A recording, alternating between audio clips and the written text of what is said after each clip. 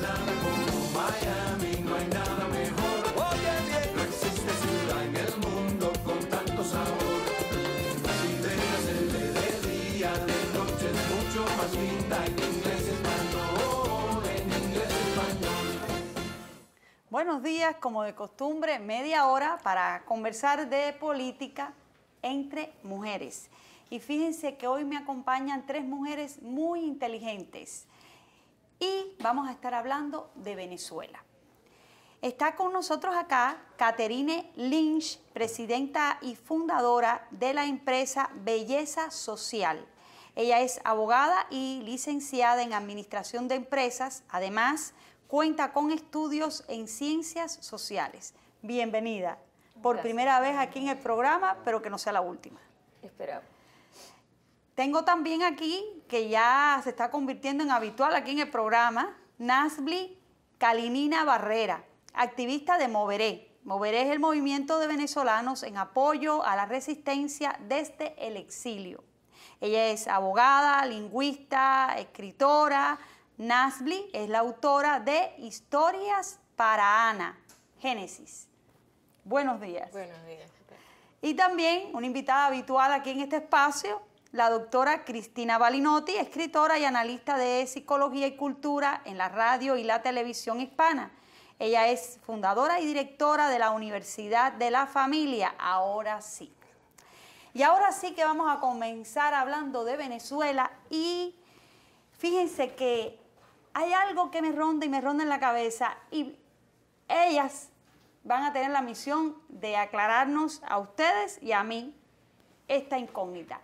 ¿Cómo Venezuela, un país que tiene la mayor reserva de petróleo del mundo, vive semejante crisis económica, social, política? Hoy precisamente la oposición, para el día de hoy, ha convocado a una huelga general. La gente está en las calles, los jóvenes están en las calles, los jóvenes allí son el motor impulsor de esa sociedad. Y yo quiero comenzar hablando con Catherine Lynch para ver si ella nos ayuda a entender este problema. Vamos a empezar por un análisis social. ¿Por qué la sociedad venezolana ha llegado hasta este punto? Vamos a comenzar por el principio, por el génesis y por la familia. Allí comenzó todo. Ajá. En la familia, la escala de valor social de mis abuelos no fue la misma que la de 1960 eligió para sus hijos. Y allí es donde se deteriora. O sea, no importa cuánta universidad tú tengas, lo que importa es cómo tú eres. Y eso es lo que va a hacer lo que tú haces. Y la gente se enfoca mucho en lo que ve, en el hacer, en lo que estás viendo y no en el proceso. Hubo un proceso, esa etapa donde yo fui creciendo, yo iba viendo el proceso de deterioro, donde la gente en sus mismos dichos te iba diciendo qué nos estaba pasando. Ponme donde hay, no quiero que mi hijo pase lo mismo que yo, entonces yo le doy todo. ¿Y por qué a partir de 1960? La clase, ahí comenzó como a surgir la clase media, y esa fue la que decidió otra cosa. ¿Ok? Ay, no, mi papá me decía que esto no, yo a mi hijo sí le voy a permitir todo. Eso y otras muchas cosas. Una Venezuela también petrolera, que como mamá, las familias nuestras, los gobiernos, perdón, reflejan lo que son nuestras familias. Y fue un gobierno sobreprotector y un gobierno a unos y a otros abandonó. Igual estaba sucediendo en nuestra sociedad. Unas familias se estaban quedando sin papá, con un solo pilar, ¿verdad? Y eso se fue haciendo habitual. Entonces nuestra escala de valor ya no era honrado, pobre pero honrado, sino, es más, eres tonto si te ponen donde hay y no haces cosas indebidas. Bueno, ¿y cómo surge un personaje como Hugo Chávez? Hugo Chávez, bueno. ¿Hugo Chávez es un líder? Hugo Chávez es un caudillo. ¿Por qué es un caudillo?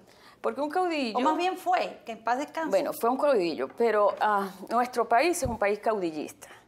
Nuestro país es un país totalmente emocional, ¿verdad? Y como es emocional, sigue una figura enamorada, no importa lo que es como mi papá, no importa que sea malo, borracho, que me pegue, es un codependiente.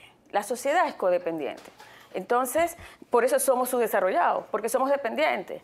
Entonces, ay, no hagas esto, yo lo hago por ti. Y en ese yo lo hago por ti, y eso es ser bueno para una sociedad. Ser vivo es ser bueno. Entonces, una sociedad que sin darse cuenta comienza a deteriorarse y nos comenzamos a convertir en depredadores, abusadores.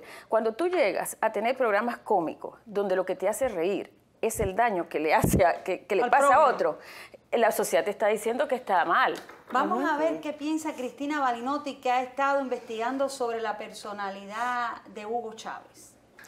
Bueno, primero tenemos que decir que Hugo Chávez fue un líder de carácter transaccional, porque David Fishman, que tiene un libro muy interesante acerca del liderazgo, se llama El Camino del Líder, propone dos tipos de liderazgo, uno transaccional y otro transformacional. El que transforma a las personas para bien es el buen gobernante, el que las transforma para mal y solamente le pide la fidelidad bajo la promesa no cumplida en la mayoría de los casos de un país mejor, ese es un líder transaccional. Y es un líder caudillesco, sin duda, coincido con ella, pero para poder entender la emergencia y los periodos de injusticia de los países, tenemos que ir atrás en el tiempo, tenemos que ir a la prehistoria del hombre y entender que las primeras familias humanas fueron hordas dirigidas por un caudillo, por un macho salvaje que le imponía a los hombres de su lugar, de su horda, de su comunidad, una fidelidad ciega. Inclusive les impedía el comercio sexual con otras mujeres porque todas las mujeres eran de él. Entonces, si nosotros vemos cómo empezó este grupo de personas no tan temerarias, este grupo de personas que queremos que nos guíen hacia destinos mejores, nos unimos siempre en torno a alguien, ¿no?, que nos va a solucionar ese problema. Y es básicamente emocional. Esto lo estudió Darwin y lo estudió Freud desde distintos caminos interpretativos. Es decir, que se puede encontrar una gran bibliografía al respecto. Todo esto es emocional. Un gran escritor y pensador, Elias Berlin, dijo, un líder, un caudillo, particularmente, no tiene por qué ser inteligente, formado, educado, sencillamente tiene que ser auténtico. ¿Esto qué implica? Que tiene que llegarle al corazón de la gente, porque no solamente Venezuela es emocional, todos somos emocionales. Todos los países del mundo podemos ser llevados de la mano de un líder que nos esté vendiendo emociones, que nos esté vendiendo. Entonces, más allá de los rasgos de personalidad, de perfil, tenemos que decir que estos líderes son enfermos, tienen desviaciones de la personalidad, y esto lo habló Lobachevsky, un gran psiquiatra, en la ponerología política. ¿Qué es esto? La naturaleza del mal aplicada a la política. Tenemos que tener cuidado que en nuestros países el mal no se corporice en un individuo a quien votamos exclusivamente por emociones y no pensando quién es esa persona. Pues Nasbly no se enamoró de Hugo Chávez. Ella sí analizó la personalidad de Hugo Chávez antes de votar. Cuéntanos, ¿por qué no te enamoraste tú de Hugo Chávez? Porque por la experiencia que tengo en mi hogar, Hugo Chávez llega al poder bajo dos intentonas. En la segunda intentona yo tenía 12 años, ¿ok? Y unos militares llegaron a mi casa. Estaba la reja semiabierta. Yo era justamente la responsable de cerrarla, no la cerré en ese momento, y llegaron unos militares, entraron a mi casa y se llevaron a mi papá, sin ninguna razón. ¿Okay? Sin tu papá haber participado en una manifestación en contra del gobierno, nada. Eso fue simplemente la segunda intentona, unos revoltosos pertenecientes al grupo de Chávez, con su uniforme de militares, entraron a mi casa y se llevaron a mi papá. Para mí eso fue la peor pesadilla de mi vida, por lo menos en la etapa de la adolescencia, niñez, adolescencia. ¿Okay? Desde entonces, evidentemente, para mí la figura de un militar es una figura de respeto, pero también de terror. ¿Okay? Entonces, por esa sencilla razón, desde que este señor comenzó a hacer campaña para ser presidente, yo le hice la cruz, ¿ok? Y gracias a Dios, y no tengo esa conciencia, tengo mi conciencia limpia porque voté por Inés Sáenz, que era su oponente en esa oportunidad. Y entonces, Nicolás Maduro. Caterine, ¿a qué coyuntura responde Nicolás Maduro? Porque en mi opinión, no sé si coinciden conmigo, él nada parecido a Hugo Chávez.